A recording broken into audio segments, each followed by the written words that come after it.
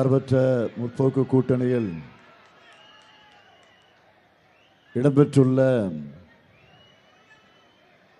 பல்வேறு கட்சிகளின் வேட்பாளர்களை ஆதரித்து நடைபெறக்கூடிய இந்த மாபெரும் பொதுக்கூட்டத்தில் பிரச்சார பொதுக்கூட்டத்தில் பங்கேற்கக்கூடிய வாய்ப்பினை பெற்ற நான் முதலில் உங்களுக்கு நன்றி தெரிவித்துக் கொள்கிறேன். இந்த மாபெரும் கூட்டத்தினுடைய தலைமை பொறுப்பை ஏற்றுள்ள கழகத்தினுடைய துணை பொதுச் செயலாளர் நம்முடைய மதிப்பிற்குரிய அருமை அண்ணன் ஐ. பெரியசாமி அவர்களே,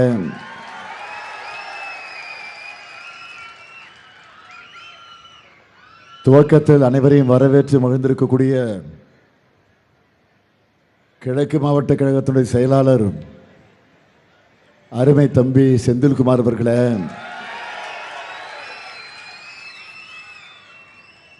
முன்னிலையேற்றுள்ள திண்டுக்கல் மேற்கு மாவட்ட கழகத்தினுடைய செயலாளர் மாண்புமிகு அமைச்சர் சக்கரபாணி அவர்களே,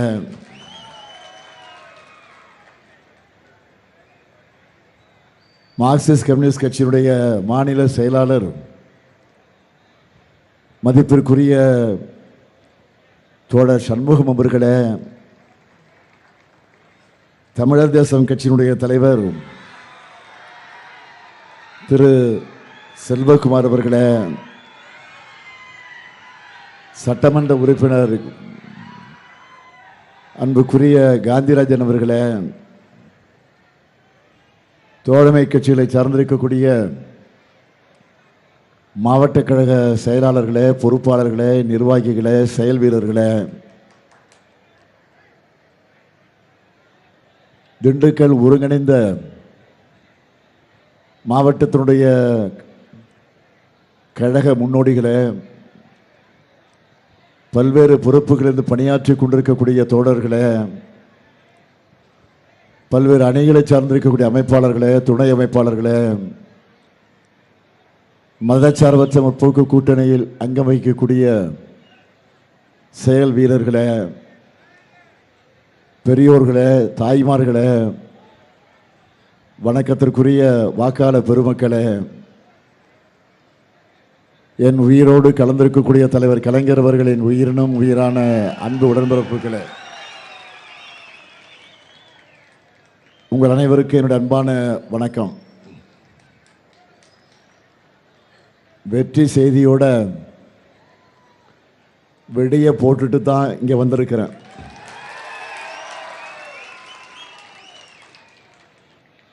தேர்தலுக்கு முன்னாடியே என்டிஏ கூட்டணி மண்ணை கவி இருக்கு. இது சாதாரண வெற்றி அல்ல. இன்னும் 100 ஆண்டு கழிச்சும்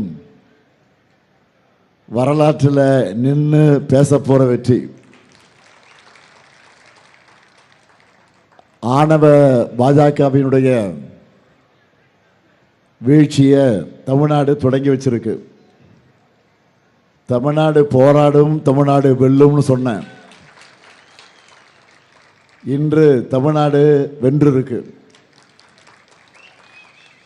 எல்லோரும் சொல்லுங்க, வெல்க வெல்க வெல்கவே, தமிழ்நாடு வெல்கவே, வெல்க வெல்க வெல்கவே, அரசியல் சட்டம் வெல்கவே. நன்றி. எதிர்க்கட்சிகள் எல்லாம் என்னெல்லாம் சொன்னாங்க? கருப்பு கொடி ஏத்துனா கருப்பு சட்டை போட்டா முடியுமான்னு கேட்டாங்க. இப்போ ஒரே போடா போட்டுட்டோமா இல்லையா? ஆனா இதெல்லாம் அவங்களுக்கு பத்தாது. ஏப்ரல் 23 தேர்தலில் நீங்க வழங்க போற அடி இருக்கு, அதுதான் ரியல் அடி. இந்தியா மொத்தம் இருக்கக்கூடிய காவிக்கரை துடை தெரியப்படக்கூடிய தொடக்க அடி தமிழ்நாட்டு தான் அதுவும் ஸ்டார்ட் ஆக போகுது. இனிமேலாவது தமிழ்நாட்டை தேவையில்லாமல் உரசி பார்க்காதீங்க, தாங்க மாட்டீங்க. பிரதமர் மோடி அவர்கள் தன்னுடைய 12 ஆண்டு கால ஆட்சியில் சந்திச்சிருக்கக்கூடிய முதல் தோல்வி, மாபெரும் தோல்வி இது. தேர்தலுக்கு முன்ன தமிழின துரோகி எடப்பாடி சந்திச்சிருக்கக்கூடிய படுதோல்வி இது. தேர்தல் நேரத்தில் இந்த மாதிரி சட்டம் கொண்டு வந்தா தமிழ்நாட்டில் எல்லாரும் அசால்ட்டாக இருந்துருவோன்னு நினச்சாங்க. தமிழ்நாடு எப்போவுமே அலாட்டாக தான் இருக்கும். ஏன்னா இங்கே இருக்கிறது முத்துவேலு கருணாநிதி ஸ்டாலின்.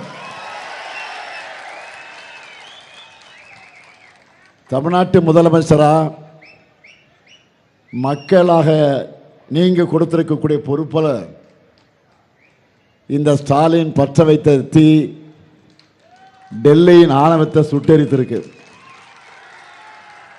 நம்ம போராட்டம் வெற்றி பெற்றிருக்கு. கருஞ்சட்டப்பட காவிப்படையை வீழ்த்தி இருக்கு. மகளிர் இடஒதுக்கீடுன்னு முகமூடி போட்டு தொகுதி மறுவரைய பாஜக கொண்டு வந்த மசோதாவை இந்தியா கூட்டணி சேர்ந்த எதிர்க்கட்சிகள் எல்லாம் ஒன்று சேர்ந்து இன்று தோல்வி அடைய வச்சிருக்காங்க. கருப்பு சட்டத்துக்கு எதிராக வாக்களித்த அனைத்து எம்பிக்களுக்கும் அந்த கட்சிகளின் தலைவர்களுக்கும் தமிழ்நாட்டு மக்களின் சார்பில் இங்கே இருக்கக்கூடிய உங்கள் அனைவரின் சார்பில் என்னுடைய கோடான கோடி நன்றியை நான் தெரிவித்துக் கொள்ள விரும்புகிறேன். மகளிருக்கான இடஒதுக்கீட்டை முதலாக உள்ளாட்சியில் கொடுத்தது திமுக. இந்த ஸ்டாலின் ஆட்சியில் தமிழ்நாடு உள்ளாட்சியில் 50% மகளிர் பொறுப்புகள் இருக்காங்க. 1973 நான் திண்டுக்கல் தீர்ப்பு நாடகத்தில் நடித்தேன். இன்னைக்கு திண்டுக்கல் வந்த நேரத்தில் தமிழ்நாட்டுக்கு சிறந்த தீர்ப்பு கிடைச்சிருக்கு.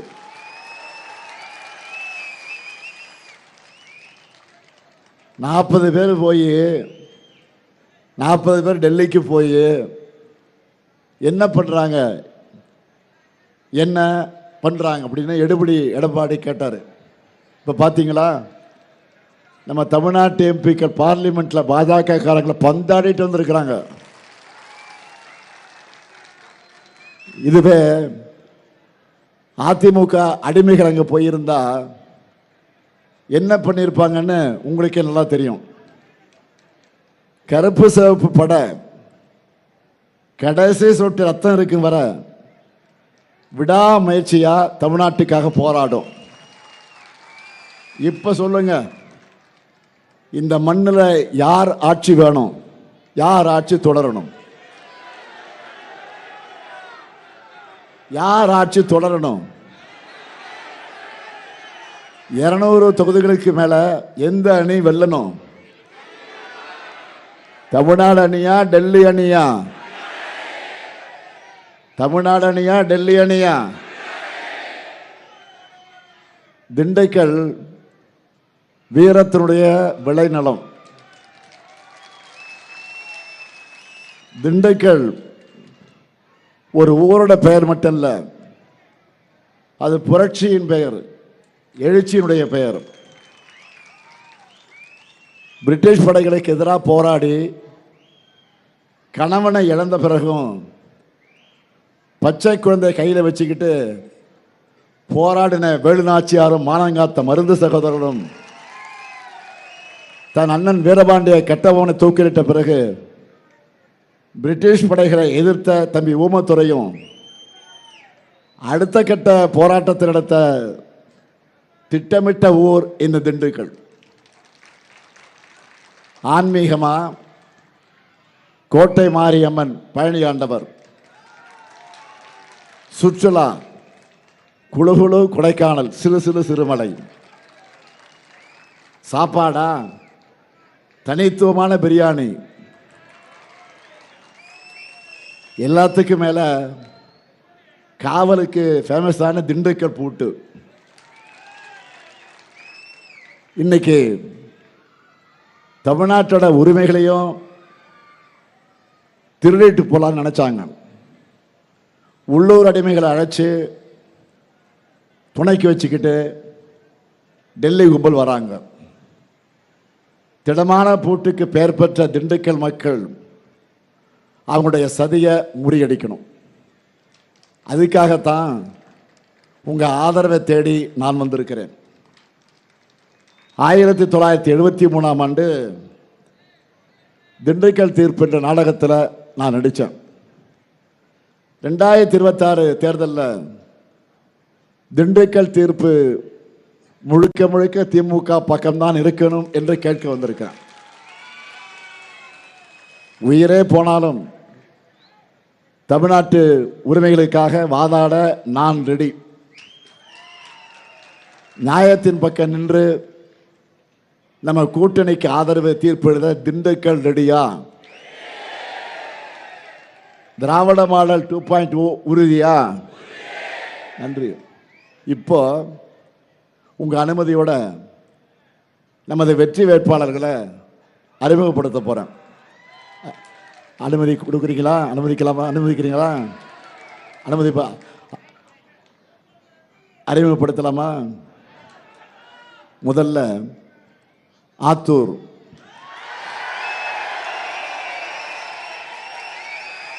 சட்டமன்ற தொகுதி நமது வெல்லும் வேட்பாளர், எல்லாராலும் அன்போடு ஐபி ஐபி என்று அழைக்கப்படக்கூடிய ஐ பெரியசாமி அவர்கள். திண்டுக்கல் மாவட்டத்தையே திமுகவில் நாங்கள் ஐபி மாவட்டம் தான் சொல்லுவோம். எதிரிகளுக்கு ஐபி பேரை கேட்டால பிபி எகிறோம் இல்லையா? அந்த அளவுக்கு ஆளுமை திறன் கொண்டவர். கழகத்தையும் சரி, அவர்கிட்ட கொடுத்த துறையும் சரி, இந்த மாவட்டத்தையும் சரி பெரிய அளவில் வளர்த்த ஐ பெரியசாமி அவர்களுக்கு உதயசூரன் சின்னத்தில் வாக்களிக்கணும். அடுத்து ஒட்டஞ்சத்திரம் தொகுதி நமது வெல்லும் வேட்பாளர் அமைச்சர் அர சக்கரபாணி அவர்கள். ஐபி அவர்களுடைய உடன்பிறவா தம்பி சக்கரபாணி அவர்கள். இந்த மண்டலத்தை ஐபியோடு சேர்ந்து வளர்த்து வரக்கூடியவர். மாவட்ட செயலாளர், மண்டல பொறுப்பாளர், மாண்புமிகு அமைச்சர் என மூணையும் மிக சிறப்பாக செயல்படுத்தி காட்டக்கூடியவர். செயல்படுத்தி காட்டிக்கிட்டு இருக்கார். பேரு தான் அர சக்கரபாணி, ஆனால் உழைப்பால ஒரு முழு சக்கரபாணி. அவருக்கு உதயசூர சின்னத்தில் வாக்களிக்கணும். அடுத்து திண்டுக்கல் சட்டமன்ற தொகுதி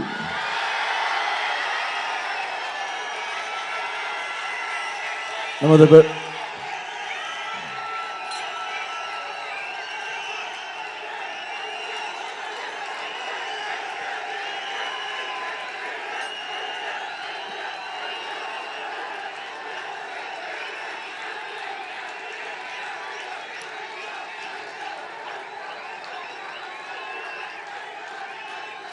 நமது வெல்லும் வேட்பாளர் ஐபி செந்தில்குமார் அவர்கள்.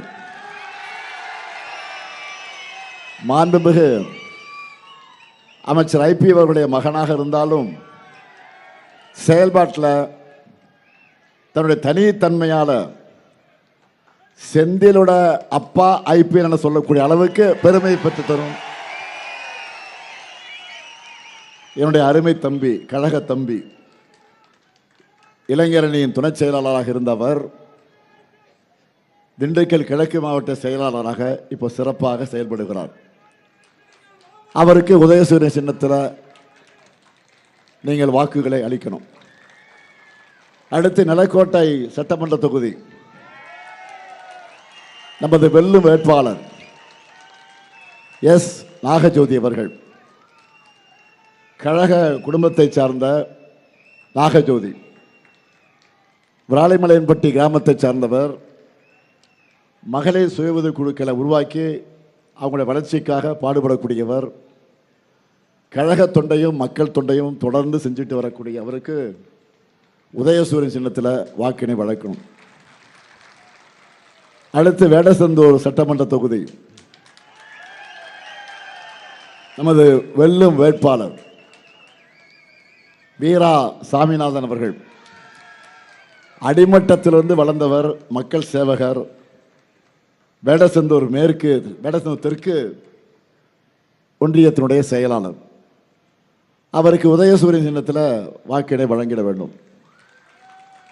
அடுத்து பழனி சட்டமன்ற தொகுதி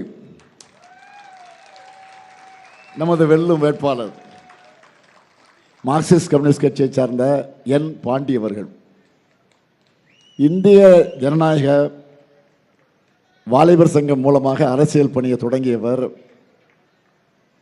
தமிழ்நாடு விவசாய சங்கத்துடைய மாவட்ட செயலாளர், கரும்பு விவசாய சங்கத்துடைய மாநில பொதுச் செயலாளர், இது போன்ற பொறுப்புகளை வகித்தவர். சிபிஎம் கட்சியோட மாநில செயற்குழு உறுப்பினர், மக்களுக்காக போராடி சிறை சென்றவர். அவருக்கு அறிவால் சுத்தியல் நட்சத்திரம் சின்னத்தில் வாக்களிக்கணும். அடுத்து நத்தம் சட்டமன்ற தொகுதி நமது வெல்லும் வேட்பாளர் கே செல்வகுமார் அவர்கள். தமிழர் தேசம் கட்சியுடைய வீரமுத்திரையர் முன்னேற்ற சங்கத்துடைய தலைவர், வழக்கறிஞர். முத்திரைய சமுதாய மக்களோட நலனுக்காக, அவங்களுடைய உரிமைகளுக்காக குரல் கொடுத்து வரக்கூடியவர். நமது கூட்டணிக்கு வலு சேர்க்க வந்திருக்கிறார். அவருக்கு உதயசூரியன் சின்னத்தில் வாக்கினை வழங்கிட வேண்டும். இந்த வேட்பாளரை வெற்றி 100% உறுதியா? நன்றி. வேட்பாளர் உட்காரலாம். உங்க சீட்டு கன்ஃபார்ம் ஆயிடுச்சு. உட்காருங்க, உட்காருங்க. திண்டுக்கல்னு சொன்னா தமிழ்நாடே சொன்ன மாதிரி அப்படிப்பட்ட திண்டுக்கல் மாவட்டத்துக்கு கடந்த 5 ஆண்டுகளில் ஏராளமான திட்டங்கள் செஞ்சு தரப்பட்டிருக்கு. சும்மாவா 2 அமைச்சர்கள் வேற வச்சிருக்கீங்க நீங்க. இருந்தாலும் நேரத்தின் அருமை கருதி சுருக்கமாக சிலவற்றை மட்டும் நான் சொல்ல விரும்புகிறேன். காவேரி நீரை ஆதாரமாக கொண்டு கூட்டு குடிநீர் திட்டம், இது மூலமாக 8 லட்சம் மக்கள் பயனடைகிறாங்க. நிலக்கோட்டை, வத்தலகுண்டு, பட்டிவீரம்பட்டி ஆகிய அரசு மருத்துவமனைகளில் கூடுதல் கட்டிடங்கள். பழனி அருள்மிகு தண்டபாணி சுவாமி திருக்கோயிலில் 100 கோடி ரூபாய் மதிப்பீட்டில் உட்கட்டமைப்பு வசதிகள். பழனி அருள்மிகு தண்டாயுதபாணி சுவாமி திருக்கோயிலுக்கு திருக்குடமுழுக்கு விழா. அன்னை தசரா மகளிர் பல்கலைக்கழகத்தில் புதிய கட்டிடங்கள். வேடசந்தூர் தொகுதியில் 11 பாலங்கள். ஆத்தூரில் கூட்டுறவு கலை மற்றும் அறிவியல் கல்லூரி. ஆத்தூர் எட்டியார் சத்திரத்தில் அரசு கல்லூரி. ஆத்தூரில் புதிய ஐடி பார்க். ஒட்டஞ்சத்திரம் தொகுதி மக்களுக்கு புதிய காவேரி கூட்டுக்குடிநீர் திட்டம். ஒட்டஞ்சத்திரம் ஊராட்சி ஒன்றியம், காலாஞ்சிப்பட்டி ஊராட்சியில் போட்டித் தேர்வு பயிற்சி மையம். அருள்மிகு பழனி ஆண்டவர் அரசு பெண்கள் கலை மற்றும் அறிவியல் கல்லூரி. சிறுமலையில் பல்லுயிர் பூங்கா அமைக்கப்பட்டிருக்கு. இப்படி எண்ணற்ற சாதனைகளை செஞ்சு கொடுத்துட்டு தான் உங்கள் ஆதரவை நான் உரிமையோடு கேட்க வந்திருக்கிறேன். இன்னைக்கு தமிழ்நாட்டுக்கு மிக மிக ஒரு முக்கியமான நாள். ஏன்? இந்திய அரசியலுக்கே ஒரு மிக முக்கியமான நாள். அந்த அளவுக்கு ஒரு முக்கியமான சட்டத்தை நாம் நிறைவேற்றிட்டு இன்றைக்கு நம்ம தமிழ்நாடு பாதிப்படையாது என பிரதமரும் உள்துறை அமைச்சரும் சொன்னாங்க. ஆனால் அவங்க சொன்னது ஒன்று, அவங்க கொண்டு வர சட்டத்தில் இருக்கிறது வேற ஒன்று. எழுத்துப்பூர்வமாக சட்டத்தில் என்ன இருக்கோ அதுதான் மதிப்பு.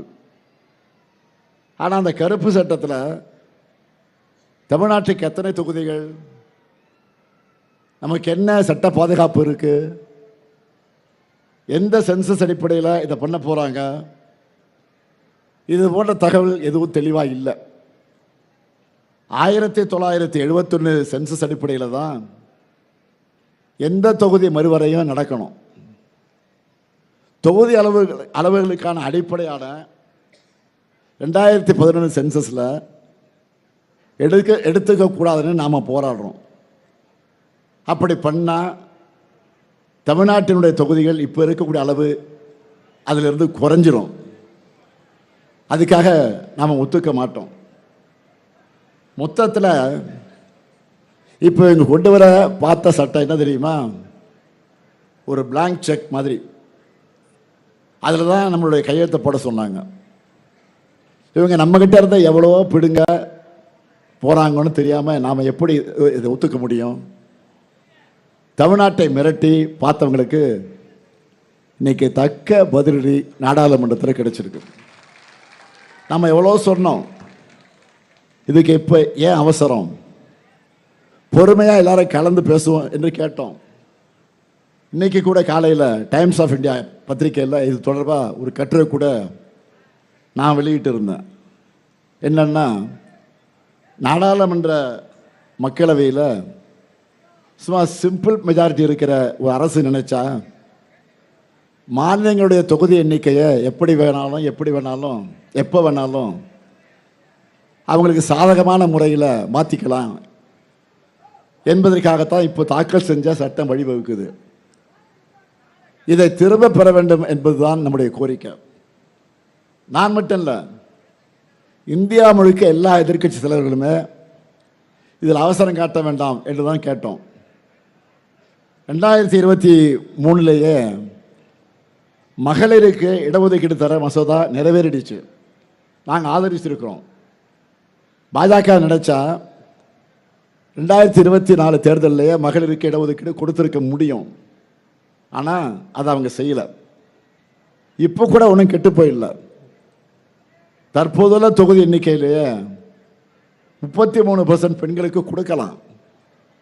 2009 தேர்தலையே இதை நடைமுறைப்படுத்தலாம். பாஜக இதுக்கு தயாரா? பெண்களுக்கான இடஒதுக்கீடு சட்டம் தான் 2023 ஆண்டே நிறைவேறிடுச்சே, எல்லாருமே ஆதரிக்கிறோமே, பிறகு ஏன் தாமதம்? இதுதான் இந்தியாவுடைய கேள்வி. இதை கேட்டால் ஒன்றிய அமைச்சர் பியூஷ் கோயல் என்ன சொல்ற தெரியுமா? தமிழர்களை படிப்பறி அறிவு இல்லாதவங்க என்று இழிவாக பேசுகிறார். நான் கேட்குறேன், நம்ம பிரதமர் அவர்கள் எந்த காலேஜில் என்ன படித்தார், எங்கே டிகிரி வாங்கினார்? தமிழ்நாட்டு மக்கள் ஒரு வேளை திருப்பி கேட்டுட்டா பியூஷ் கோயல் நிலைமை என்ன ஆகும்? நினைச்சு பார்த்தாலே காமெடியாக இருக்கு. அதனால வாயை அடக்குங்க. தொகுதி மறுவரைய தமிழர்கள் அரசியல் உரிமை போறது, தமிழர்கள் சொந்த நாட்டிலேயே அதிகாரம் இல்லாத அகதிகளாக ஆகாமல் தடுக்கக்கூடிய போறது. அதில் இன்னைக்கு நாம் வெற்றி பெற்றிருக்கோம். இவ்வளவு முக்கியமான ஒரு பிரச்சனையில் தமிழ்நாட்டில் ஒரு அடிமை மட்டும் எதுவும் பேசாமல் இருந்தார். யாரு? பழனிசாமி அவர்கள். பழனிசாமி அவர்களை இப்போ என்னாச்சு பார்த்தீங்களா? ஒன்றிய அரசு சிறப்பாக பண்ணுவாங்க, அருமையாக இருக்கும் என்று பேசுனீங்களே, இதுக்கு பேர் கருத்தா? இதுக்கு பேர் நிலைப்பாடா? இது ஒரு கட்சி, இதுக்கு ஒரு தலைவர் வேறையா?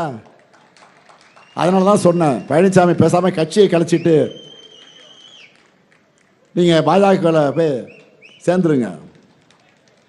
பத்துத்தோழி பழனிசாமி அவர்களை, உங்கள் ஓனரை டெல்லியில் வச்சு வீழ்த்திருக்கும் இந்த நேரத்தில் உங்ககிட்ட மக்கள் கேட்க ஆசைப்படுற 10 கேள்விகளை இப்போ கேட்க போகிறோம் உங்களிடத்தில். முதல் கேள்வி, திருவள்ளுவருக்கு காவி அடிப்பது, மும்மொழி கொள்கை, தேசிய கல்விக் கொள்கையில் உங்கள் நிலைப்பாடு என்ன?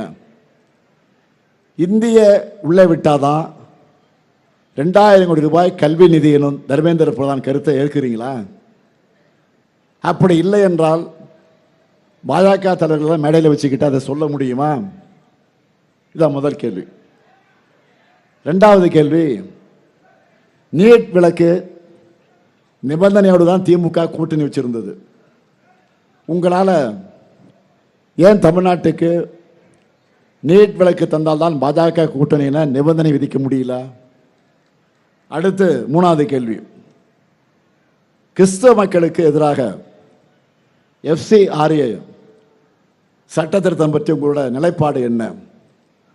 உங்களுக்கு தான் கூட்டணி வேற கொள்கை வேறன்னு சொல்றீங்களா? உங்களால் இப்போ தைரியமாக இதை எதிர்க்க முடியுமா?